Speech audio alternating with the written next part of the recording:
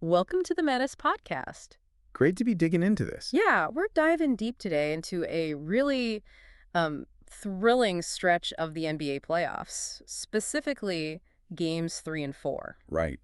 A lot happened. Definitely. You shared a ton of info with us, game reports, news, fan reactions, the whole lot. And our mission here is really to unpack these key games. Pinpoint those big performances, the unexpected results. Exactly, and figure out what it all tells us about, how the rest of the playoffs might shape up. Yeah, it's not just the scores. It's the how, the why. Yeah. Tactical shifts, players stepping up. Crucial moments, and how these games might signal bigger trends for each series. For sure. Okay, let's jump right in. Western Conference, Oklahoma City Thunder versus the Memphis Grizzlies. Game 3, April 24th. That was, wow, stunning is maybe the word. Oh, absolutely. Right. Stunning. I mean, the Grizzlies, they were up by 29 points. 29. Yeah, in the first half. It was 77-51 at halftime. Looked like they were cruising, finally getting a win in the series. Their offense was just clicking, wasn't it? Over 57% shooting, only 3 turnovers.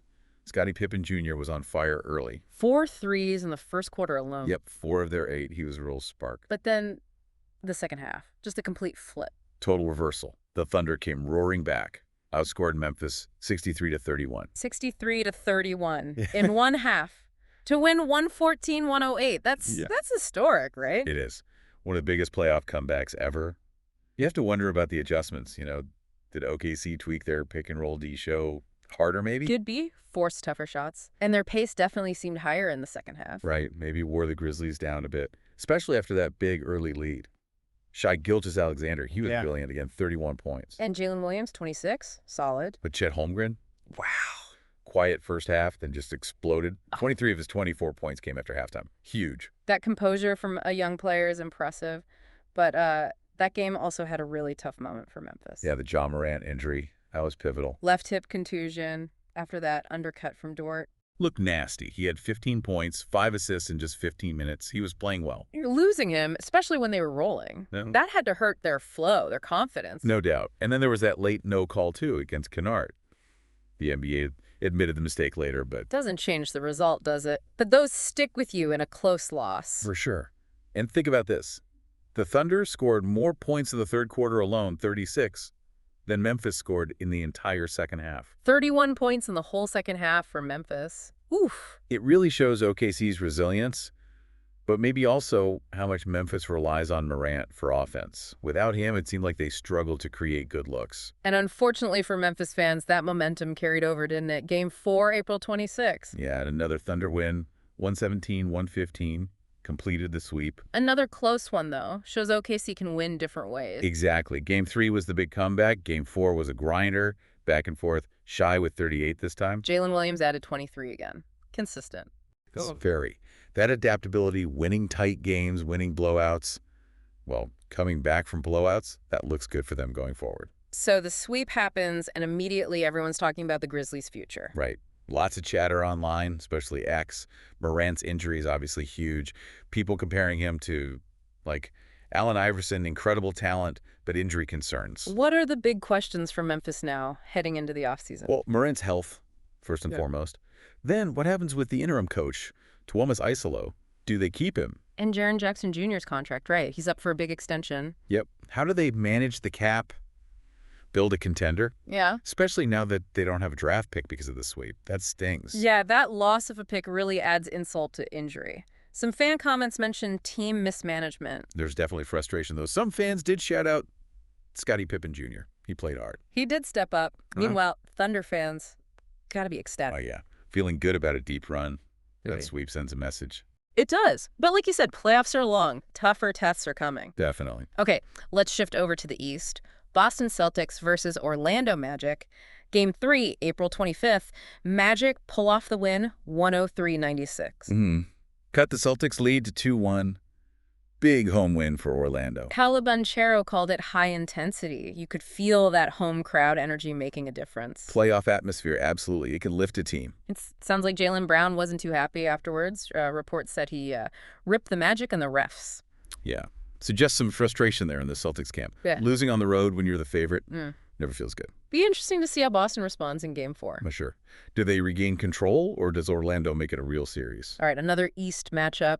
New York Knicks taking on... Wait, hang on. My apologies. The sources say Knicks versus Indiana Pacers, not Pistons. My mistake. All right. Knicks-Pacers, Game 3, April 24th. And the Knicks won that one, 118-116. Close. Took a 2-1 series lead. Very close.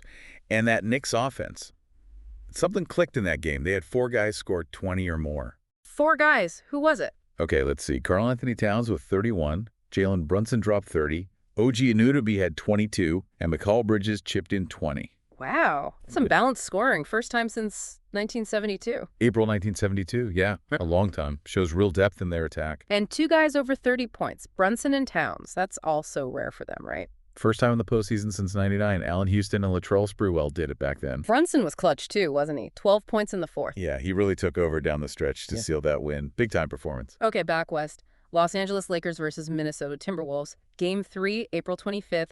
T-Wolves win 116-104, go up 2-1. Yep, that felt like a statement game for Minnesota, especially how they finished it. Jaden McDaniels had a career night. He did. 30 points. And Anthony Edwards was just everywhere. 29 points, 8 boards, 8 assists. Really impacted the game all over. And the T-Wolves seemed to control the key areas, like inside. Oh, yeah, they absolutely dominated the paint. Outscored the Lakers 56-26 there. 56-26. Huge margin. Suggests better looks, more physicality maybe. And they killed them on the fast break too, 21-11. Capitalizing on mistakes. Definitely. 16 Laker turnovers led to 28 points for Minnesota. Can't give up easy points like that. But man, LeBron James, despite the loss, 40 years old. Incredible. 38 points, 10 rebounds, 4 assists, 2 blocks, 2 steals. Yeah. And only 1 turnover in 41 minutes. Just defies logic sometimes. And Edwards had that great quote, shooting it from Yucatan. Yeah. Just shows the respect. He was vintage LeBron. But even that wasn't enough. Nope. The Timberwolves' overall effort was just better. And the Lakers, they struggled at the line too, missed 7 free throws. Those add up in a 12-point game. What about the defense? People talked about Lakers' adjustments after Game 1. Yeah, they focused on transition D, more ball pressure, single coverage on Randall in that Knicks series. Seemed like maybe those adjustments weren't quite as effective against Minnesota in Game 3. And Minnesota threw that zone defense at them in the 3rd quarter. Did that work? It seemed to, yeah. Initially, the Lakers had some success finding Austin Reeves with ball reversals. But Minnesota adjusted. Looks like it. They started contesting those shots better. Plus, you heard J.J. Redick talking about playing in that hostile road environment. Always tough. And there were even whispers about Minnesota having a specific leaked plan for LeBron. Wild stuff. Playoff gamesmanship, right? And you mentioned Luka Doncic having an off night for the Mavs somewhere else. Oh, wait, that wasn't this game. Scratch that. But it highlights how unexpected things happen. Illness, off nights. Right. And some mentioned the crowd noise affecting the Lakers at key moments. Could be a factor. Bottom line, Minnesota generated better shots, especially in the paint. LeBron even mentioned the turnovers and points in the paint afterwards. Knew where it went wrong. Yeah, they got beat in those key areas. Minnesota earned that win. Okay, let's move to Denver Nuggets versus Los Angeles Clippers. Game 3, April 24th. A shocker. Clippers win 117-83. A blowout. Total domination by the Clippers. Just clicked on all cylinders. Kawhi Leonard was great, 21, 11, and 6. James Harden, too. Looked like vintage Harden for a bit. Especially first half. Had 20 points, 9 assists, 6 boards by the end. Norman Powell off the bench. Huge spark. 20 points. Zubac controlled the paint. 19 and 9 rebounds. Just a really balanced attack. And they were hitting from outside. That was a big difference, wasn't it? The three-point shooting. Massive. Clippers hit 18 threes. Denver only hit 7. And the Clippers bench just destroyed Denver's reserves, 31-6. 31-6 from the bench. Yikes. Yeah, depth was a huge factor. Even Jokic getting another triple-double wasn't nearly enough. 23, 13, 13. Nope. Jamal Murray had 23 points too, but the team just looked off, out of sync. Coach Edelman apparently said they were just not good enough.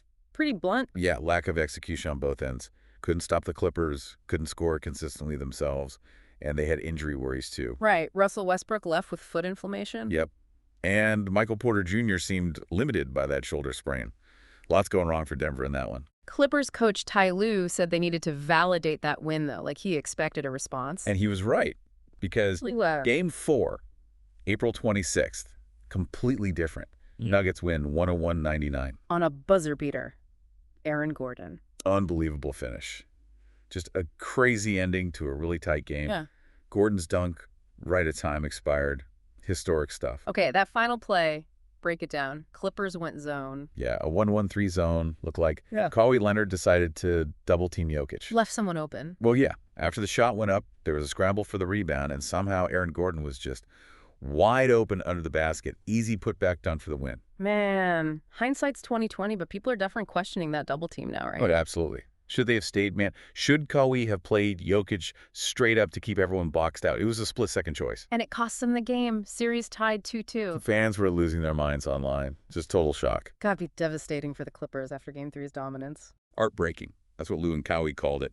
And for Denver, huge sigh of relief. They almost blew it, and they were dealing with all those injuries. Big, big win for them. Okay, almost there. Golden State Warriors versus Houston Rockets. Game 3, April 25th. Warriors take it 104-93, go up 2-1. And Steph Curry.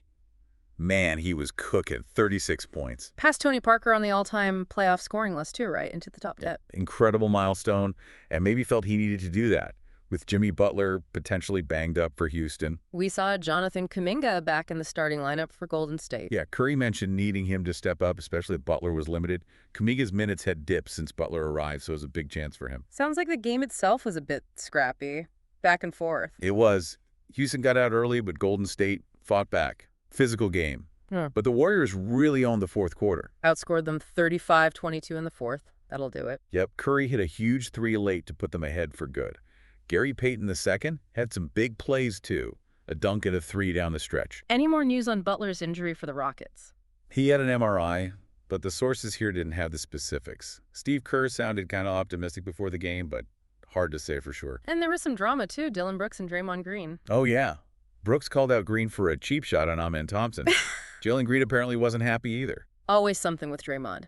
But he won the Hustle Award. He did. 2024-25 Hustle Award winner. Quite the contrast there. Okay, last series. Milwaukee Bucks versus the Indiana Pacers. Game 3, April 25th. Bucks win 117-101, take a 2-1 lead. And this game was all about Gary Trent Jr. for the Bucks. Just an unconscious shooting night. How many threes did he hit? 9. Tied a Bucks playoff record. Finished with 37 points. Wow. Giannis had 37, too. Yep, Giannis matched him. Just a two-man offensive explosion, really. But it wasn't like that the whole game, was it? Pacers led at halftime? They did. Up 57-47 at the half. But Milwaukee just came out on fire in the second half. Outscored Indiana 70-44 after the break. 70-44. Another huge second-half swing. Trent Jr. really sparked it. Hit 3 quick threes early in the third to tie it up, and they just rolled from there. What about Dame Lillard? Quiet game for him. Very quiet. Only 7 points, 2 for 12 shooting. Andrew Nembhard did a really good job defending him. So Indiana just couldn't keep up in that second half. Looked lost. That's how some reports described it. Didn't match Milwaukee's energy, their sense of urgency. Pascal Siakam had 28 for the Pacers, but wasn't nearly enough. All right, so looking back at all these games 3 and 4, I mean, lots of drama, big swings. For sure. The Thunder sweep, that comeback, Yeah. massive.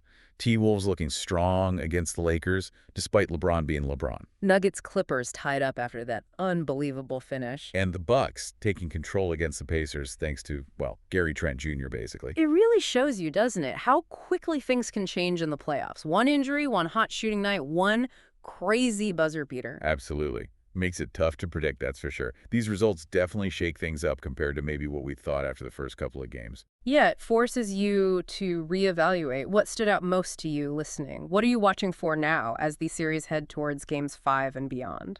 Keep digging into those details, see how teams adjust. It's going to be fascinating. It really is. Thanks for taking this deep dive with us today.